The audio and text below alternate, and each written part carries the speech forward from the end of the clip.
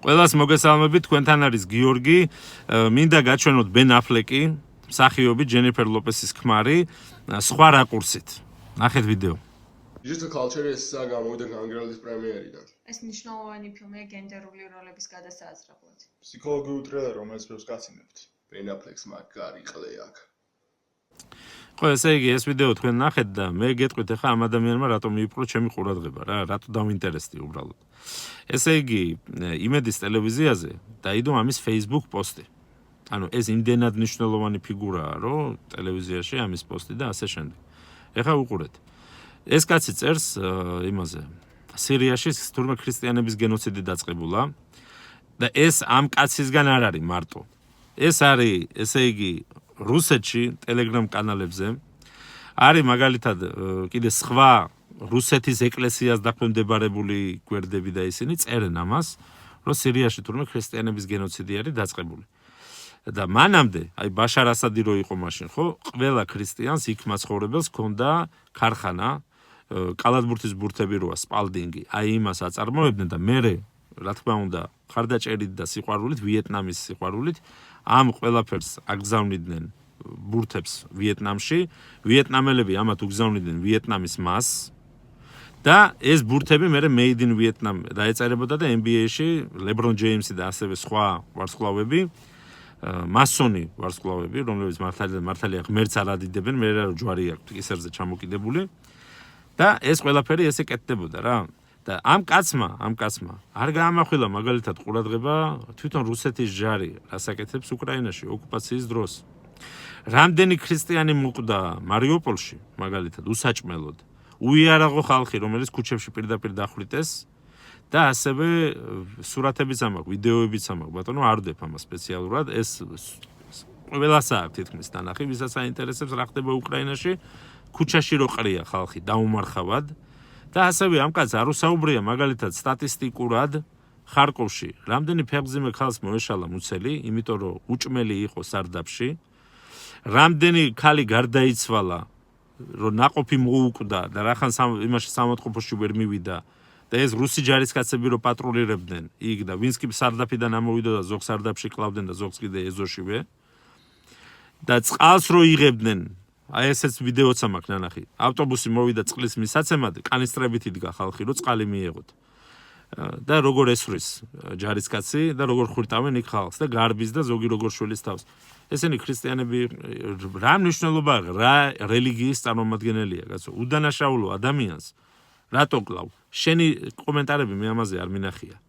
და აი ეს სამი ადამიანი იქ როზიან პოსტივიზე დაცინვის ლანძღვის მეც არაფერს რო არ აკეთებენ, სამივეს რო კითხო ესენი გეტყვიან, რომ კი, ჩვენ ქრისტიანები ვართ, კაცო.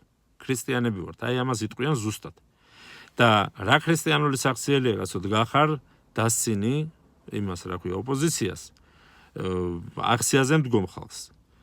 და მერე მაინტერესებს უბრალოდ, აი მოვიდა დრო და თქვა შენი მთავრობა აღარ არის, რა სიზავ.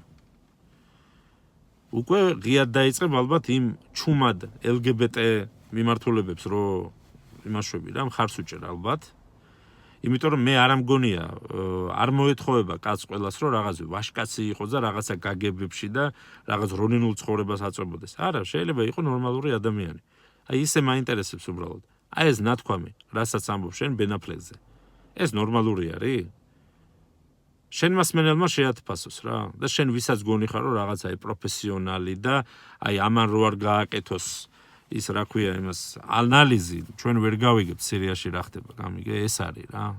ამისგანაა რა, ვერც იქნებოდა. გამიგე, ვერც იკითხავდი სხვას რა, რომ აი სხვა სირიაზე ვინ ლაპარაკობს, თქვა, ხო? ვერ გავიგე ბიჭოს. აი ვინც უყურებს ამ არხს, ხო? ამ არხს. მე ვამბობ კიდე ერთხელ მეორდები. არავითარი კავშირი არ მაქვს არც ერთ პოლიტიკურ პარტიასთან. ყველაზე ცუდ სიტუაციაში ვართ ის ხალხი, ვინც ნეიტრალური გვიჭირავს. არ მინდა რა კაცო, მე პოლიტიკა არ მიშენებს ცხოვრებას. მე მიშენებს სახლს და ჩემ საქმეს, ჩემი ხელები, რითიც მუშაობ, შრომობ და ჩემი ცხოვრება არ არის აგებული ვიღაცისგან გამომდინარე. არა კაცო, ცხოვრობ არ ვამბობ იმას რომ დალხენილად და ეხა იმაში რა ქვია მონაკოში ნაყინების საჭმელად ჩავდივარ. არა, უბრალოდ კაცო, მე მყოფნის ის რაც მაქვს და არ მინდა რომ ჭყვიდან გადავიდე და რაღაცა ანუ გავგიჟდე რა. წყნარად შვიდად სიმართლეს ვიტყვი, არ შემეშინდება არც სიკვდილის და არც თავის მოწყვეტის ბატონო. მე ვამბობ იმას რაც არის. ეს არის და ეს. არ უნდა იმას სპისოკი და რაღაცები, არა. მე ვამბობ იმას რაც არის. დრო გავა ისტორია, ამას ყველაფერს ნახავთ ბატონო. მე კი არა ვარ ისტორიული ფიგურა. რაც მოხდა ბატონო, იმას ნახავთ ისტორიაში რა და ეს ყელყელაობა და ვიღაცების დაცინვა, იქ რაღაც ესტონეთის ქვეყანას დასცინიან და ზელენსკის დასცინიან და იმას. ზელენსკიზე მე რომ ვიცი და მე რომ მაქვს მიზეზები, რატო არ მომწონს ეს კაცი? დღემდე რომ ბიზნესები აქვს რუსეთში ბატონო და მარტო იმიტომ არა ქართველებს რომ დასცინა აგვისტოს ომში. არა. მე სხვა მიზეზებიც ამაქვს ამ კაცთან, რატო არ მომწონს ეს კაცი? და ეს პროპაგანდისტია. და მაგიტომ ლანძღავს. მაგიტომ გამოდის და აი ხო ზელენსკი და რაღაცა. ზელენსკი ბიჭო თქვენთან 100 მეტრში საჭმელად არ დაждდება. ვინახა რას წარმოადგენს საერთოდ? აი გამაგებინე უბრალოდ რა. თავრობა რო არ იყოს. თვითონაც ხუიციან ამ ხალხმა რომ მანდარ იქნებიან რა. არ ვიცი რა. აი უბრალოდ მე მაინტერესებს ამ არხს ვინც უყურებს, სად მიყავხართ ამ არხს. შემეცნებითია მათი გადაცემა? არა ბატონო, ცინიზმზე, დაცინვაზე, ბოღმაზე არის აგებული და აი სამი кайფობენ რა. აი ზიან, ეს არის ჩვეულებრივი რაღაც აი იმის სახლის სუფრისაც არ აკვიდე, აი სახში აი სამი ტიპი რო შეიკრიბება, რომ აი რაღაცა ილაპარაკო რა. შეიძლება 4-იც კიდე.